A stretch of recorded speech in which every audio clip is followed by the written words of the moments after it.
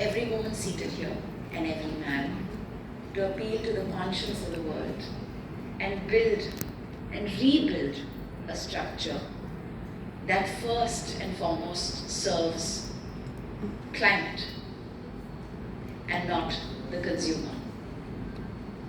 I just learned this from Gaurav when we were doing our podcast, because he asked me some very pertinent and plain questions, and I tried to answer them as honestly as I could. And I realized that in a world that is trying very hard to bridge the enormous gaps in society, what is the one thing that we need to definitely change?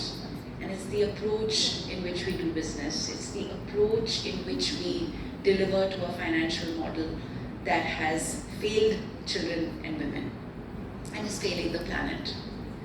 I'm sure we all agree here that without a healthy environment, it's impossible to be healthy people, right?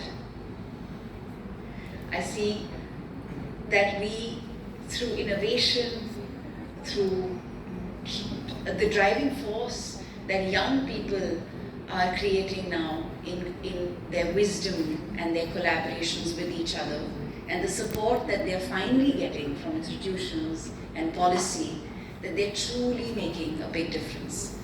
I'm not just an actor, but I'm also a mother, and I think a large part of my decision making and the choices that I make at an everyday level comes from the fact that I'm raising children in a world that is in crisis. And I think it's very important for us to drive all of our choices and make all of our choices based on that understanding and that acceptance. I think